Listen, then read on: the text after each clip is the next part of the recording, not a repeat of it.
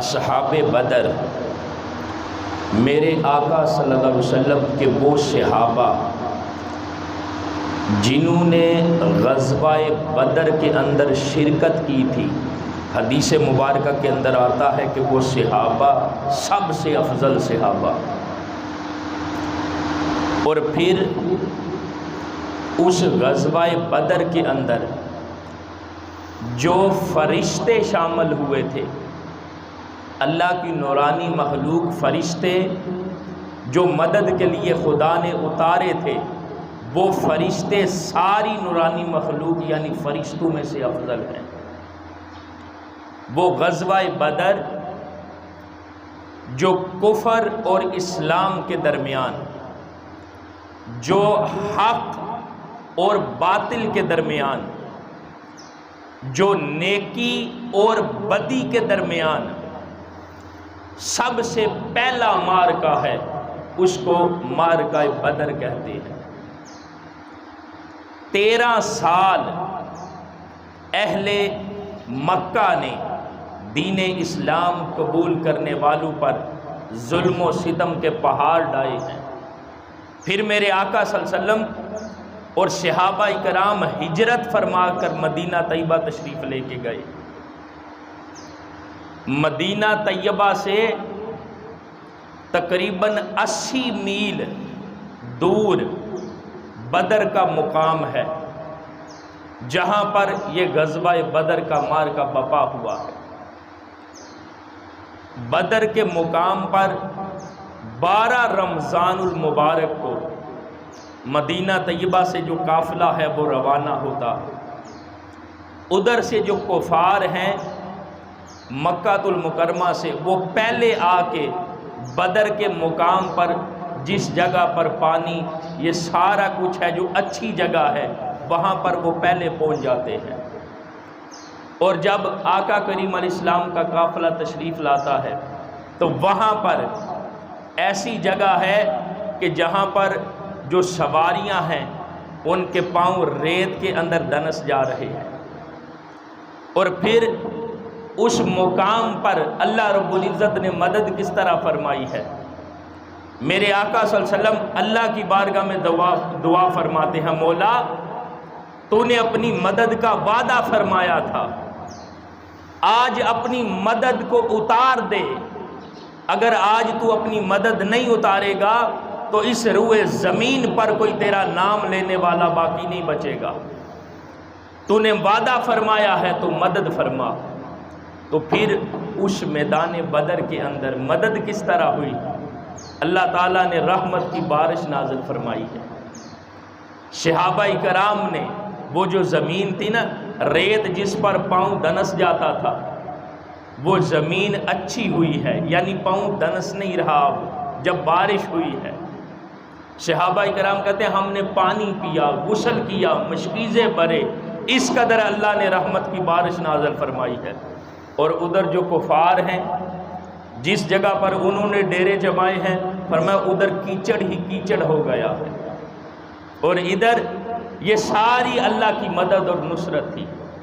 اور پھر ایک طرف جو اسلام کا پہلا لشکر ہے اس کی تعداد ہے 313، اور جنگی ساز و سامان نہ ہونے کے برابر ہے۔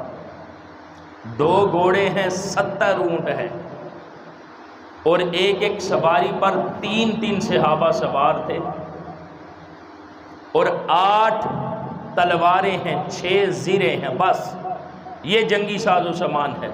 اور ادھر جو دوسری طرف مخالف لشکر ہے اس کی تعداد ہے 1000۔ مسلمانوں کا لشکر ہے 313 اور کفار کا لشکر ہے 1000، اور ان کے پاس 100 گھوڑے ہیں، 700 اونٹ ہیں۔ ادھر 2 گھوڑے ہیں اور 70 اونٹ ہیں، اور ادھر کفار کے پاس 100 گھوڑے ہیں اور 700 اونٹ ہیں، اور بھی جنگی ساز و سامان، زریں، تلواریں، یہ سارے کچھ ان کے پاس ہیں۔ جب وہ معرکہ شروع ہوا ہے تو اللہ تعالیٰ نے اس میدان بدر کے اندر اپنی مدد کو کس طرح نازل فرمایا ہے، صحابہ کہتے ہیں جب اس مارکے کا آغاز ہوا ہے تو اس وقت پہلے میرے آقا صلی اللہ علیہ وسلم نے بدر کے مقام پر نشاندہی فرما دی تھی کہ فلاں کافر اس جگہ پہ گرے گا، فلاں بدبخت کافر اس جگہ پہ گرے گا۔ جب وہ مارکا بپا ہوا ہے اور اللہ کی مدد کس طرح نازل ہوتی ہے، صحابہ کہتے ہیں ابھی ہم حملہ نہیں کرتے تھے کہ ہمارے حملے سے پہلے جو کافر کی گردن ہے وہ اڑ جاتی تھی۔ اللہ تعالیٰ نے 2000 فرشتوں کے ذریعے، 3000 فرشتوں کے ذریعے، 5000 فرشتوں کے ذریعے میدان بدر کے اندر مدد فرمائی۔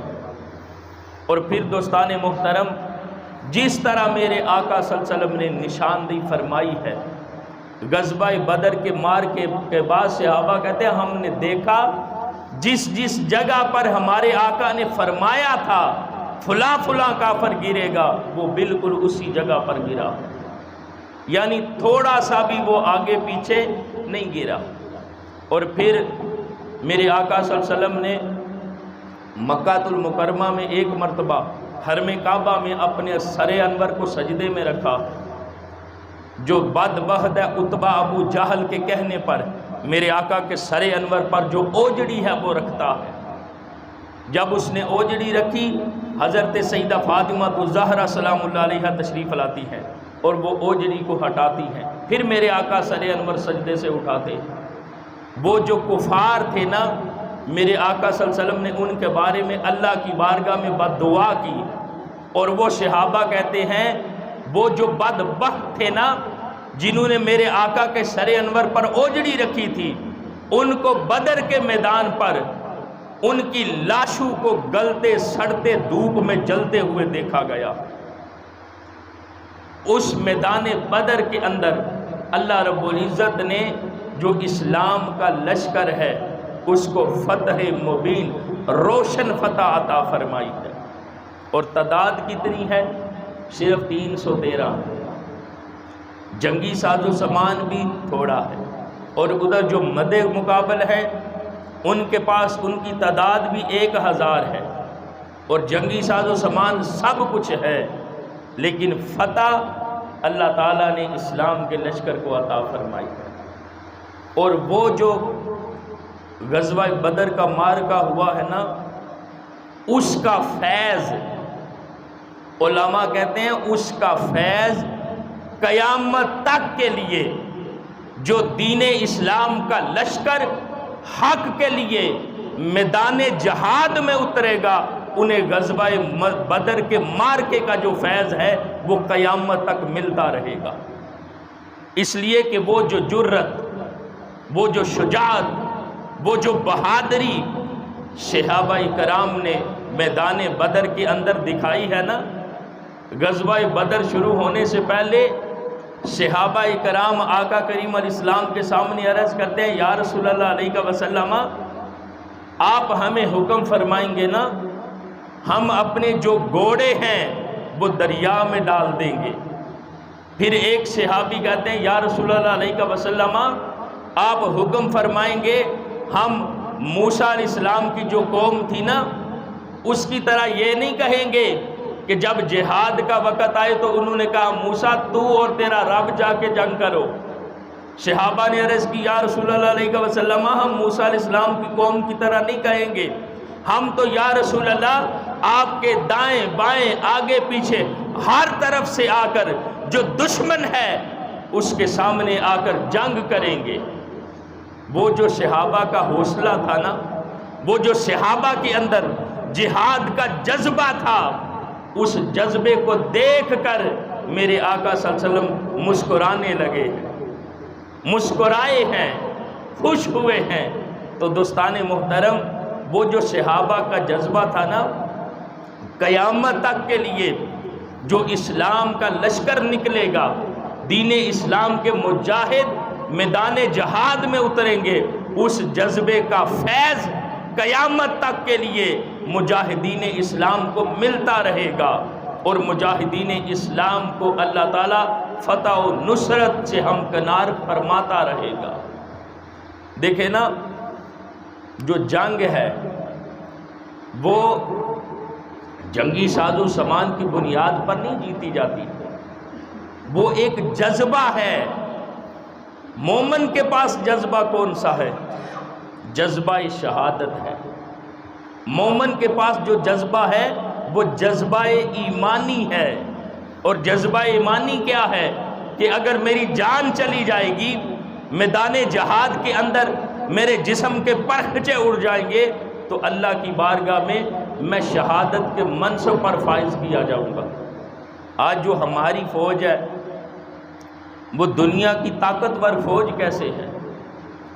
بڑی بڑی فوجیں ہیں نا، لیکن ان کے پاس کون سا جذبہ ہے جس کی وجہ سے یہ کامیاب ہیں اور پوری دنیا کے اندر ان کی بہادری اور جرأت کا طوطی بولتا ہے؟ اس کی وجہ کیا ہے؟ وجہ ایک ہی ہے کہ ان کے اندر جذبہ شہادت ہے، جذبہ ایمانی ہے۔ اور وہ جو میدان بدر کے اندر صحابہ کرام کا جذبہ شہادت اور جذبہ ایمانی تھا، اس کا فیض لے کر اگر آج بھی یا قیامت تک کے لیے جو دین اسلام کے مجاہد ہیں وہ میدان میں اتریں گے تو اللہ تعالیٰ ان کو فتح و نصرت عطا فرمائے گا۔ تعداد نہیں دیکھی جاتی۔